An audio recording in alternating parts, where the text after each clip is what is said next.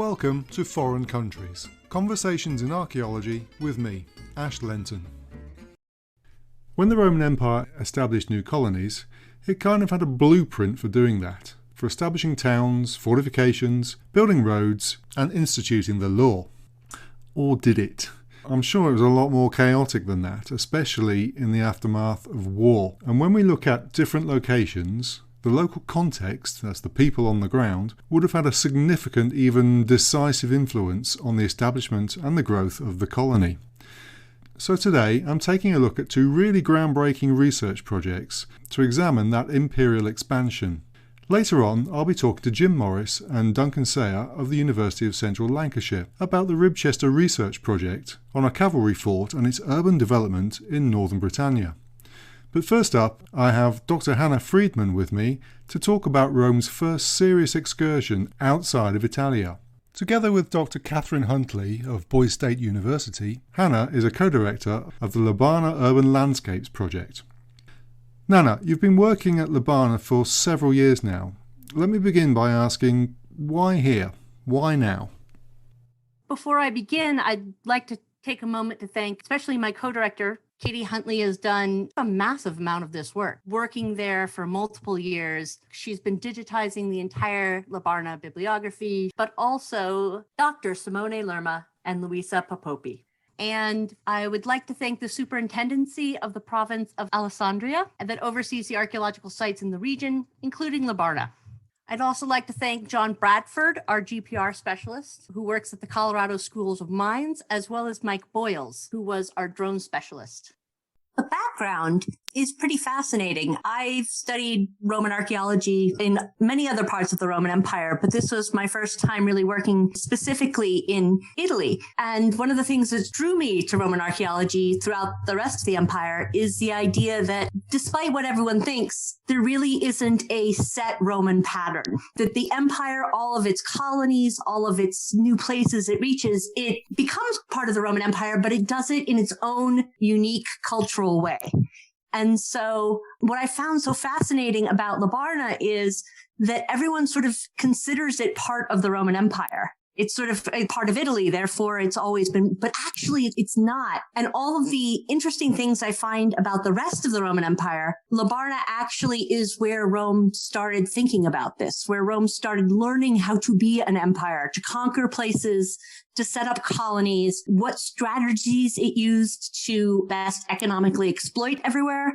Because we usually think of Rome and we think of the imperial period and Augustus and the great city of Rome being almost the process of becoming an empire was almost finished at that point. And then they reproduced it in many other places with cultural differences, but there are similarities.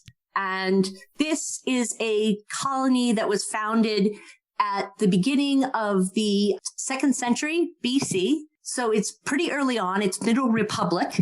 And so it's Rome's earliest start. It's not when Rome sort of had a game plan together. Instead, it's Rome. Rome is beginning to figure out what it's doing. And that I find far more interesting than some other examples that I've studied. So my work in Jordan, for example, in a Roman mining site was deep empire. Many emperors had existed before. Many emperors would exist afterwards. They kind of knew what they were doing when they hit the ground running with the Roman army. They organized how they wanted to, and it was done.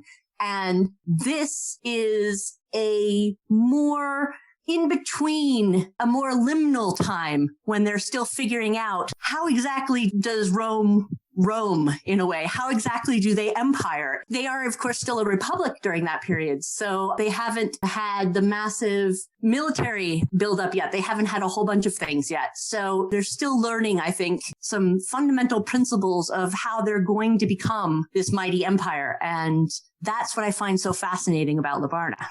Right, so it's part of modern Italy, but what do we know about it before the Roman conquest? Labarna is located in northern Italy, so it's about an hour south of Turin now, and it's along the Via Postumia. This is the major trade highway that goes pretty much from Genoa all the way to the coast. So from coast to coast up there, running west-east. And this is a major thoroughfare if you want to cross northern Italy, if you want to cross sort of below the Alpine region. And just to sort of highlight how important this region is, when Napoleon went through, he camped about 15 miles away from Labarna when he was taking over the city of Gavi. And in fact, from Gavi Fort, you can look and see where Napoleon camped. The Nazis set up a prison camp there. When the modern Italian government decided that they were going to build a major highway and 2 major railroads, they did it literally right through the center of ancient Labarna. There is a theater on one side, and then the railroad track, and then the road, and then a bunch of fields. And so in that way, it makes sense. It's a huge highway that connects people and cultures and economies. And so it's incredibly important. But after the Second Punic War is when it's conquered. So it was inhabited by Gauls for this entire time and other tribal non-Romans. And so it is, in fact, a foreign country when they conquer it, but one that has had a lot of cultural contact with Rome and the Roman Republic Empire.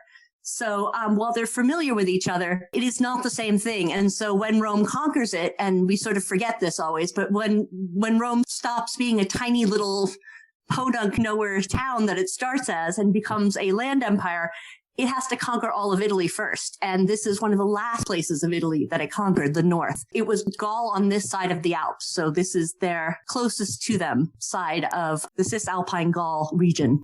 Projects like this are a major undertaking. So how did you go about it, and what were you actually trying to achieve?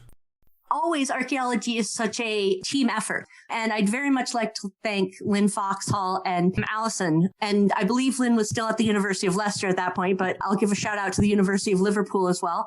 They were instrumental. Katie Huntley, who is my co-director, and myself, we both did our PhDs at the University of Leicester. So that's how we got to know them. They collaborated with us on it, as well as the Italian government, of course. And together they introduced us to the idea of the region, and we were enchanted by it and all of its possibilities. And so the Labarna Urban Landscapes Project in its current form is myself and Katie Huntley from Boise State University. And our major goals the first few years were to really get to grips with the area, to understand it better, because so much work had been done previously and over so many centuries. And one of the first sort of main tasks was to figure out where all this information was stored, figure out how much of this information we could believe, and collate and bring together all this information instead of having disparate sort of centuries apart, different discoveries, how all these maps came together. So our first few seasons were pretty much information gathering, I think is the best way to describe them, rather than data generating. Yeah, there are some major parallels there with the Ribchester project that I'll be talking about later. So what was all this previous information that you needed to pull together first? Well, there's 3 museums in the region that contain the collections for Labarna. And the local one is the Capurro collection. He was a 19th century priest, actually. So Capurro was an antiquarian who gathered these materials and formed the Capurro collection. And he was one of the first to do it in a systematic fashion. And then on and off, sort of through the next 100 or so years, work was done here or there. And a lot of it was in response to the Italian government saying, we want a major highway through there. So that it was a lot of rescue archaeology work frantically in front of the highway. And then the railway line went through, and it was a bunch of rescue work frantically in front of the railway. So that's sort of the main driving force behind it, either interest, local interest, or desperate rescue archaeology. And so having research-driven archaeology is much rarer. One of the individuals who sort of definitely brought all of this together was Finocchi, Silviana Finocchi. In the 70s and 80s, actually did research-driven archaeology, where she was trying to help gather together some of these earlier digs. And she excavated 2 large insulas, beautiful houses, mosaics, all the trappings of a good Roman city she found. And that forms sort of the central half of the archaeological park that exists now in Labarna. The rest of the city, however, is still under field. And so there's about 3 or 4 farmers that we're working with currently who have large portions of the city sort of under grain, under corn, whatever it is they're growing this year. And so it's sort of half owned by the superintendenza and half owned by local private farmers. So I read in your site reports that you were very successful using geophysics, but you used quite a combination of techniques, didn't you? So when doing geophysics survey, it's usually very good to do a number of different techniques because you never quite know what you're going to find underneath the surface. And given that it was very dry and only about a couple meters down, we had a few options. Electrical resistivity was our first one. Unfortunately, it was so dry that didn't work very well. And that's, of course, where measuring the amount of time it takes for electrical signals to get in between the probes and the machine is how you tell if it's slowed down or not. That's how you can tell it's going through a heavy object. And of course, without a lot of water in the soil, unfortunately, that meant that the electrical current wasn't flowing terribly well. Also, unfortunately, those two railways that I mentioned have overhead lines. And that really affected, it was pretty impressive how badly that could affect it if we had to hold up the machine every time a train went past. And at one point we found out that a train traveled through the region sometimes every 13 minutes on average. Needless to say, unfortunately, electrical resistivity was not a useful tool, even though it's incredibly good in most other situations. The other one we used and used incredibly successfully was ground penetrating radar, and that produced amazing effects. We found entire insula with that. We could see the forum and new structures. We could find different floor types. We could see where roads were. So that was incredibly useful. And we got very clear signals of the radar going down, hitting an object, and then how fast it came up would tell you the distance, of course. We could look underneath, for example, a gas station pavement. We could see that underneath the pavements of both the gas station and, in fact, the Labarna Archaeological Park, there's still archaeology underneath it, protected by the tarmac. So that was pretty exciting as well. Our surprise was the drone. We did not expect to see so much from the drone, but actually it turned out to be by far our most useful remote sensing device. We initially planned to use it just for getting a lay of the land, to form a DEM of a digital elevation model of the region, to sort of see what we might be missing. We can't exactly walk along the railroad track, not good with students. So having a drone go over it during the 13 minutes when a train is not going past was very helpful for us to sort of get an entire picture of the landscape. But it turns out that 2017 and 18 were 2 drought years, and the crop marks were spectacular to the point where we could see individual paving stones in the roads and individual column bases. We not only would get the outline of a building, but we'd get sort of the extras. We could see what a curbstone looked like. It was so clear in these crops, and it was pretty much unbelievable. And what was very exciting about that is we could actually go back to all of the 18th, 19th century archaeologists, early 20th century archaeologists, and we could look at all the hand-drawn maps they had or the surveys that they had conducted, and we could actually start piecing them together without ever having broken the soil. And with that, we were able to start pulling in all these different resources until we could get a better and fuller map of the region than previously ever existed. And that was pretty amazing. Well, yeah, the results are pretty spectacular. So can you kind of paint me a picture of this mapping?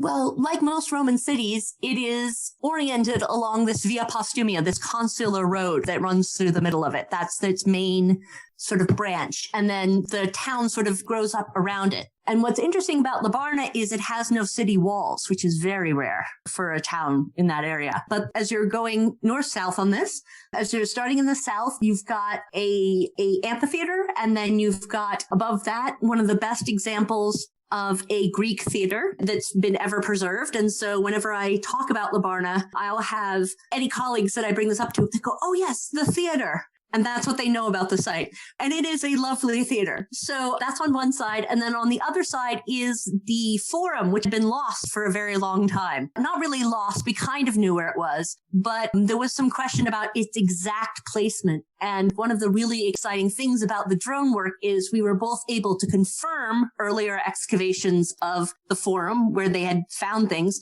and then bring into question some of their work. I think they made things grander or more Romanized than they may have actually been. Some of the side buildings look a lot more peculiar and they don't look quite how they're drawn on the map. And so in that respect, the previous work we were able to look at and our work sort of came into conflict, and we started asking questions. What is this?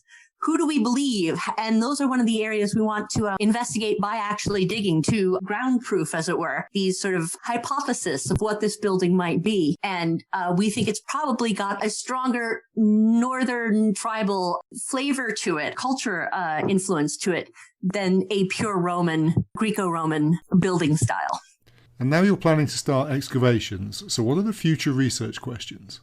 So what we really want to do is both get an area which has had little excavation to see if we can get a culture profile going down. What we want to know is what items, what pottery, what objects are typical of different strata and different time periods. We want to see sort of what is imported, what is locally produced, and we want to have hopefully better than just a regular dichotomy that you find on most Roman sites of Roman and not Roman, where it's far more likely to be Roman-ish and local-ish, and maybe something new in between those two things. Maybe they've come up with a third option. And that's what we really want to look at. And there's so much stuff that's already in the museums, been collected from farmers and has, from these salvage operations, and really like to go through them again with a new eye,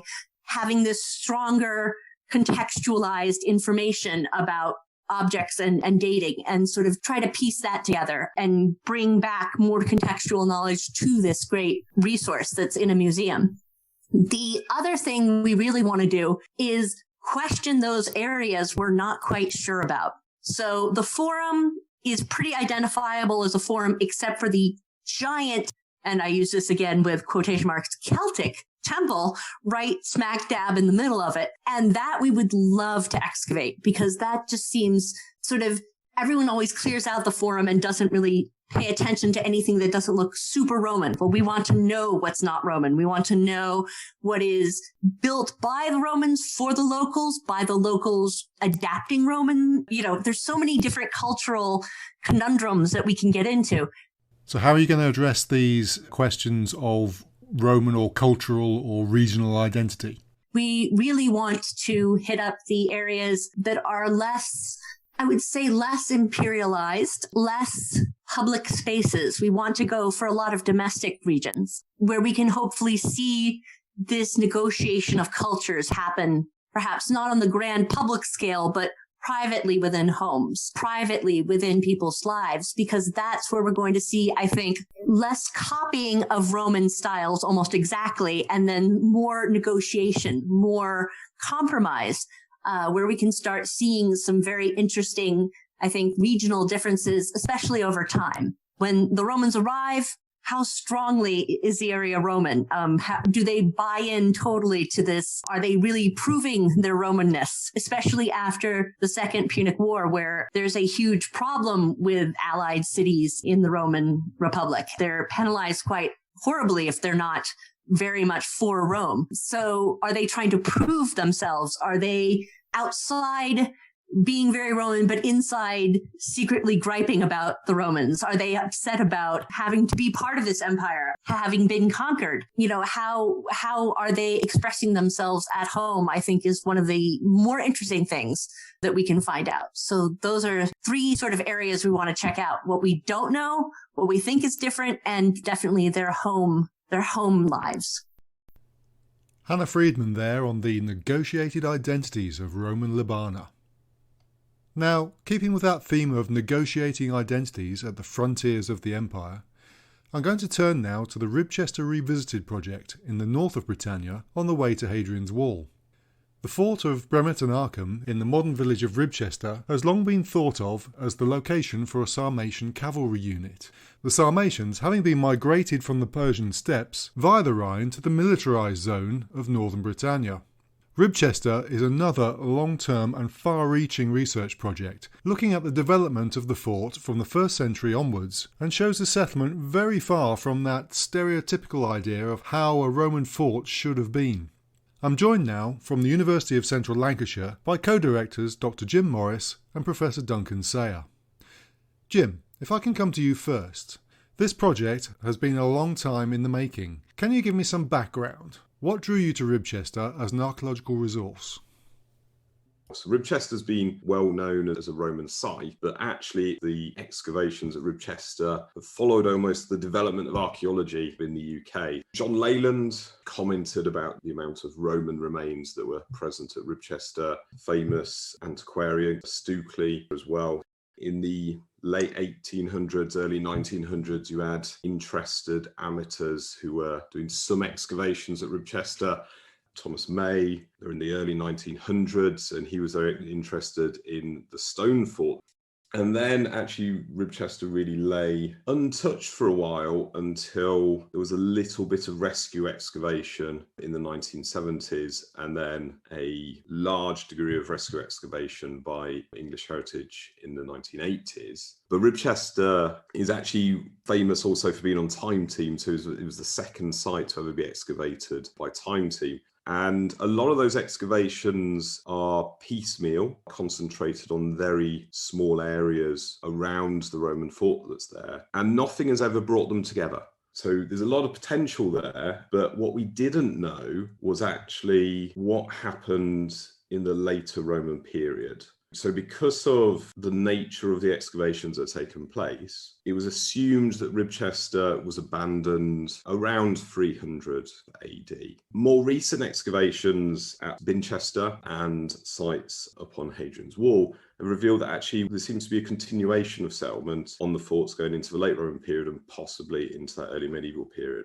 Okay, so how did the fort fit into that military network?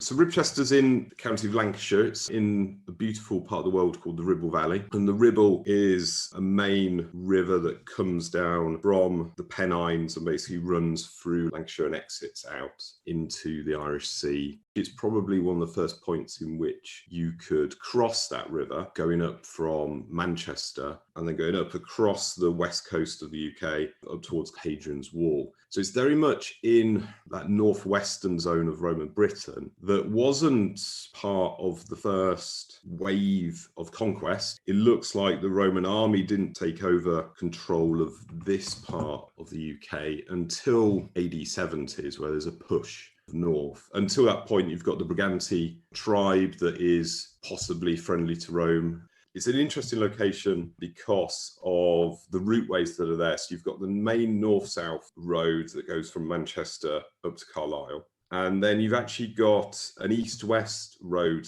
at Ribchester as well, which goes out from the Fylde coast, that will go through Ribchester and then up and over Ilkley Moor and then finally to York. So Ribchester is actually a main east-west and north-south crossroads. So it is in that military controlled zone of northern Britain, but it's very much at the southern edge of it. If you're thinking of Lancashire, Cumbria, Yorkshire, Hadrian's Wall, that whole part of Roman Britain is very much dominated by military archaeology, and Ribchester is just on the southern fringe of that. So it's a fantastic resource, but what questions did you set out to answer?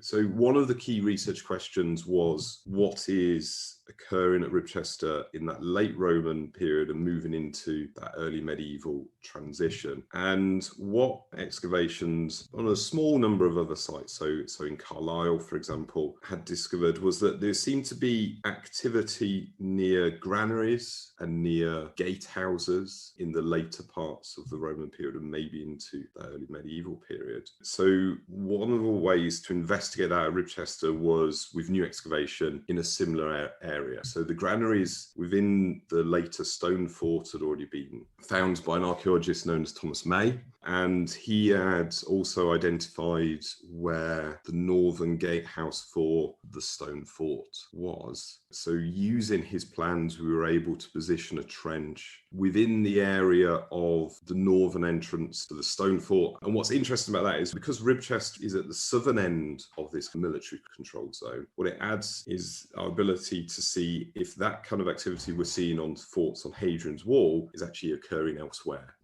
So naturally you started with the later layers, later antiquity. How did your methodology develop as you dug down into the earlier centuries? Other questions we had included looking at that transition from the wooden fort that had been found in 1989 in the English Heritage excavations and the stone fort. And I should say there's a number of forts at Ribchester. There is an earlier wooden fort that dates from the 70s AD, and then there's the stone fort. But actually the relationship between the two is something we're not quite sure about. And actually, that's a different methodology entirely. That's very much a methodology of synthesis and of taking the disparate records from previous excavations and starting to put them together and develop a chronology across those different excavations.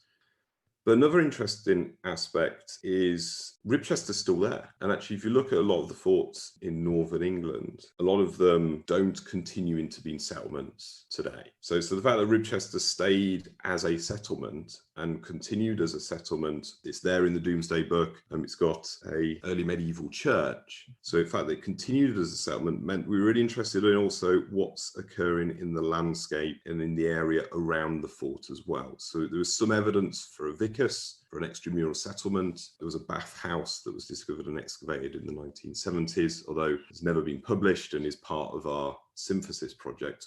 So the other strand of the project was landscape survey and geophysics to examine the extent of the vicus that was around the settlement and to explore how Ribchester developed from its Roman origins, from that early timber fort, and how it continued through beyond the Roman period as well. So a large part of that was we did a big geophysics survey all the way around the village with the help of Historic England, because Historic England were also very interested in our results and how it can help them protect the heritage there. If I can bring Duncan in here, what about getting at the people who lived in the fort? As Dr. Morris has already alluded to, in our sort of beginnings and our methodologies, one of the things that was slightly problematic with the information we had available to us at the beginning was that most of the previous projects had identified the fortifications and attempt to date the fort. And what we wanted to do was sort of move our understanding into the modern archaeological era. So we were trying to excavate just inside, but include some of those fortifications so that we could tie together our results. Also investigate the interior of the fort. One of the things we were very interested in is trying to really get at the heart of summation identity, and one of the things that we could probably do very subtly is answer that question, but not quite in the way that we'd hoped, I think that's what a project that looks at the interior of the fort can really do. We can really see those very subtle pulsing transformations, generation by generation by generation. Well, that's a lot of questions to answer, and presumably more came up along the way. So how did it go? So one of the things we're able to do in the early years is to look at those very late sequences, to try and look at that continuity aspect of it. So as Jim said, what we thought before was that the fort was abandoned quite early in declining influence of the imperial administration on Britain in about the 3rd century AD. But very quickly, we identified Huntcliffe and Cranbeck ware in our very late sequences. And these were on top of stratigraphy that included 3rd century coins. So that's, it's a pot find. We're archaeology nerds, aren't we? But that's awesome. It's awesome because, first off, it tells us that our connections are east-west. So in the late period, we are more interested in what's going on the other side of the Pennines in Yorkshire in terms of economic trade movement across the road systems than we are in what's going on in Chester and what's going on down in London, and therefore the rest of the imperial system. So Ribchester's starting to look like it's a little bit on its own, a little bit part of its own network of northern Britain, a little bit separated just on the basis of half a dozen bits of pot, which is cool. Second bit is that we don't really have that many bits of Huntcliffe and Cranbrook ware this side of the Pennines. Okay, so this suddenly becomes the biggest spike in that particular type of pottery we've got. So that's really cool. So we're going, right, okay, now the Northwest is starting to look like part of a network. This is brilliant, okay, really cool stuff. But also, okay, all those little tiny coins underneath them, all of those are very heavily worn. All of those are fake. They're all made in Ribchester or its immediate environments, which is not necessarily unusual in a late fort, but they're sitting underneath all of that.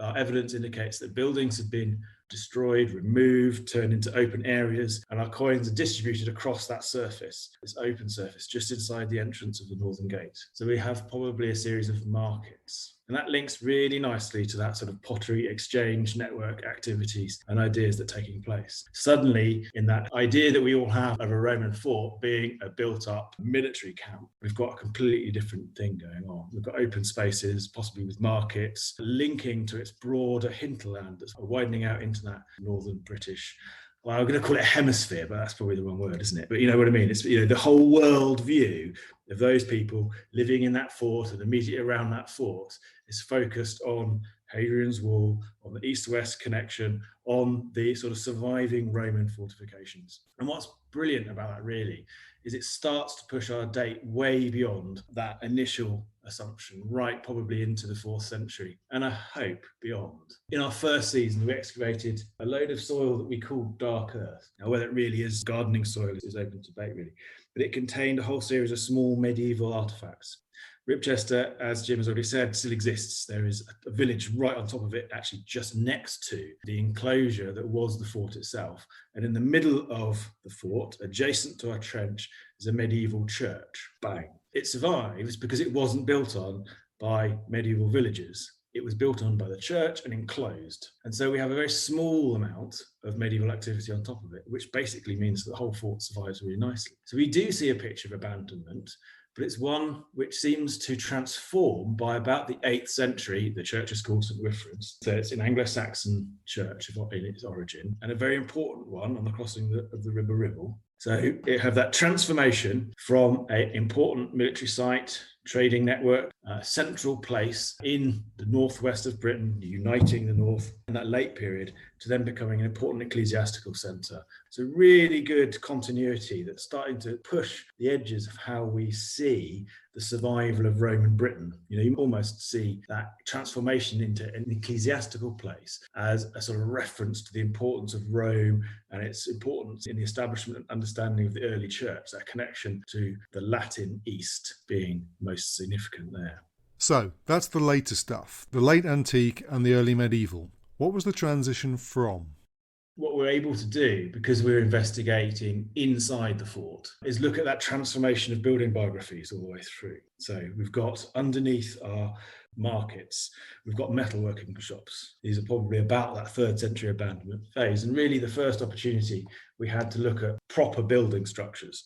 In this case, these are probably wooden timber buildings as opposed to stone buildings, because it's wooden buildings that really make up the majority of Roman buildings in Britain. But inside these, we've got kilns for making metal, something you see in that region, for example, in the edges of the Manchester fort. You see the metal workshops outside, and you see those metal workshops opening up in the later period and becoming probably part of that marketisation that starts to take place. But that's outside the fort. In Ribchester, it's inside the fort. So have we got manufacturing activities? Have we got the sort of things you normally associate with the vicus taking place inside the fort? Probably that tells us that Ribchester and Lancashire is quite dangerous if you need to bring in your critical activities inside the walls. But it might also tell us who's doing it. Is it Roman soldiers or their immediate associates rather than civilians who are outside the fort? Unfortunately, we don't know because we haven't yet had the opportunity to excavate all of that sort of vicus surrounding areas. But it looks like from previous excavation reports and small-scale interventions that have identified bits of the vicus, that is abandoned quite early. So it does sort of fit with that picture of all of that civilian activities, all those things that are not necessarily directly associated with the military, into the fort as it becomes something else. And was the Sarmatian cavalry there? Still talking about the 3rd century here. Into the 2nd century, we have open buildings. It's much less obvious what they are, but they've always been identified because of the location as barracks. We couldn't find very much in the way of evidence for horses within the barracks, which is what you expect in an auxiliary cavalry fort. But really, we only caught the very edge of the building, so it's slightly difficult to identify that. And I think to look at horses, you'd have to be looking at phosphorus in trenches inside the centre of buildings. So we weren't quite in the right place to look at that. If they weren't barracks, they're these sort of big open buildings that are left blank in terms of our understanding, so we don't really know. But what we did have in terms of artifacts was a whole series of fixings and fittings. So it looks like little bits associated with chairs and furniture and that sort of stuff. Maybe on this important location, we saw the very end of a barrack building, the sort of centurion's room, or maybe it was a storeroom. Not sure yet. And I think it's going to be really in the post-excavation where we're going to start to understand that, where we can piece together the artifactual evidence and the environmental evidence to try and see how that building was being used. And I know that when they did that at Silchester, which is a town in the south of Britain, they discovered that buildings that they thought were quite high status were being used to store animals. So that kind of process can be really quite enlightening. Underneath all of that, we had a whole series of wells associated with the 2nd century phase. So at this point, we're starting to see how the fort was moving in its space. And that links up very closely with our defensive structures. And I think it's very clear that we're not looking at a single fort, but looking at multiple forts that are expanded and changed shape over time. So when we excavated the northern gatehouse, we could see that it's a stone square gatehouse with a bank of earth next to it. It looks like the gatehouse had been cut into the bank of earth. So late phase, which we associated with sort of tarting up of the fort in about the 3rd century AD, possibly slightly earlier than that, and the building of a stone curtain wall around the earth bank. Very significant phase in the sort of presentation of the fort and possibly associated with an important visitor or a change in commander. And a move towards stoneworking that isn't really seen except the very, very early phases, which include the Principia and the finds in the museum from the 1920s, really big dramatic pieces of stonework. So it's interesting that the phases that we're looking at, 3rd and 4th centuries, are primarily built in rubble and in wood and soil. Very, very different to that sort of high imperial 2nd century idea of what a Roman fort is. So important that we've got that tarting up. Maybe we've got a new officer coming from France or Gaul to take over the command and bringing with him an idea about a Roman fort that isn't seen in 3rd century Ribchester. Okay, and why is that significant? I think that's quite key because one of our research questions was to try and understand Sarmatian identity. If, and this is a very good question, if Sarmatians are forming a significant part or the entire part of the auxiliary cavalry unit that are settling and establishing their fort in the 2nd or 3rd phase of fort construction, it's interesting that they can't use stone. That almost confirms it, if you like. These guys are a nomadic horse tribe, for want of a better word, who are not familiar with imperial stone making. And so the fact that the fort reflects the sorts of technologies that they have access to, the sorts of ways and ideas that they have, is really, I think, a very subtle confirmation of that point. It's not a bannerhead. It's not a great big Sarmatian brooch or a long sword or something of that ilk, but it sort of points to the subtlety of the way that we live our lives, the way that we think and construct the spaces around us. And I think it's just as important as those things to understand that space shifts and change and is altered as effectively that unit moves from being 100% Sarmatian to Sarmatian with a bit of offspring of the Sarmatians who are locals, really. Suddenly they've got Gallic or imperial commanders coming in, and the whole identity of the fort, the feel of it, is transforming over the 2nd, 3rd, 4th century until it's eventually abandoned by people just moving gently into the landscape around it, rather than this big dramatic transformation. This is an ongoing project, but what would you say are the major achievements so far? But one of the things we have been able to do, which I hope Jim will be able to speak about a little bit, probably what is the most comprehensive environmental survey that has ever taken place in a Roman British site, looking at every single context, washing the soil and extracting the different artifacts and faunal remains from there. And I think that is an absolutely transformative thing, both in terms of our understanding of the different types of features and how they form, interiors of buildings versus pits and ditches and things like that, but also in terms of just understanding the methodologies that are used. So we can speak about Roman identity a bit. We can see the transforming interior of the fort, which is a really crucial part of our questioning here. And I think that is the piece we did most successfully, is really start to look at the detail of the changing structure of the defences and the evolving interior, and really question that sort of playing card stereotype we have of a Roman fort, and think about how it's a dynamic and transforming place. And that's absolutely critical, I think, to understanding forts and their place in the landscape. So I think we've done that very well, and I hope that we can continue to do that as the environmental evidence comes online and becomes much more important. Jim, when I was at Ribchester, I witnessed Don O'Meara running this extraordinary environmental undertaking. What were the processes involved there? So one of the aspects that really developed as the project was ongoing was the environmental evidence. There were a number of previous excavations. It's only really the English heritage excavations from 1989 that undertook a detailed environmental archaeology work on the remains there. So this really gave us a great opportunity to undertake really detailed environmental archaeology on the later stone fort, on those later Roman contexts. So we developed a rather significant environmental sampling strategy. And of course, that's what we should do because we're a research excavation. We have some time. The soil nature of Ribchester, it is a number of heavy clays which make it a bit of a challenge for excavation. But in terms of environmental remains, made it actually even more of a challenge. So one of the things we've done is start to test out some new methodologies. And one of the things we're doing with environmental remains is we are reflotting. So when you undertake an environmental sample, you take 40 litres of the context for wet sieving. You get 2 remains from that. Your residue, the heavy residue that will go to the bottom of the mesh in the sieve, and then you get your flot, which has the archaeobotanical remains, and anything else that will float will go into the flot. Once that heavy residue has been sorted and artifacts have been picked out of it, and actually it's where the majority of our glass beads come from, is then we've reflotted it again, and we've discovered we get almost twice the amount of archaeobotanical material out of the second flot than we do the first flot. What that's giving us then is a fantastic archaeobotanical data set to go along with the zooarchaeological and other environmental remains and mollusks as well that are coming out of the wet sieve material.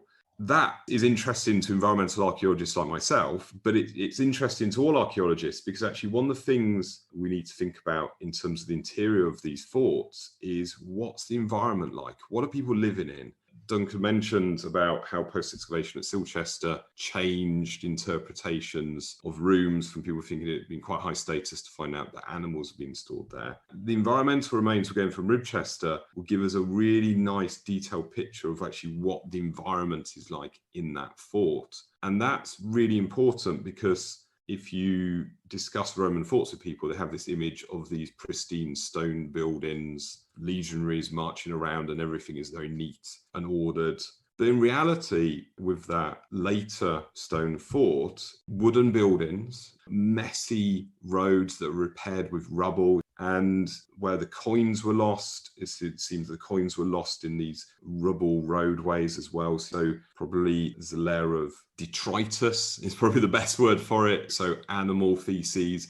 This is not the kind of pristine, shiny legionary structure that people think of. In reality, the later Roman fort is probably quite a mucky, smelly, busy, noisy place. So where does the project go from here? And how do you get from excavation to publication? So we're just, scratching the surface at the moment. It was 5 years of excavation, and we're probably looking at 5 years of post-excavation. So working our way through the pottery remains and the environmental remains and the animal bone and all the other artifacts that we've uncovered. And what will happen is, as specialists examine the material, new questions will come up. And big archaeological projects are like this. They are fluid beasts in that you start off with these are our questions that we're interested in, for example, what's going on in Ribchester in the late Roman. But as you start to answer that question, you always get new and more interesting questions, and little sidetrack projects will develop. And that's actually the bit I'm really looking forward to seeing, what other little projects will spring from Ribchester. Publication, I think, will happen piecemeal, and that the key things like the environmental evidence were published in academic journal papers, but then we'll be looking at producing a large monograph itself. Exactly what format that will take depends a little bit on the research landscape at the time, a little bit on funding, and a little bit on what the results look like. But it will be a substantial and hopefully very significant piece of work. Well, hopefully we can talk about those publications as they come out. So thank you, Duncan, thank you, Jim, and also thank you to Hannah Friedman. There are links to these research projects on the website.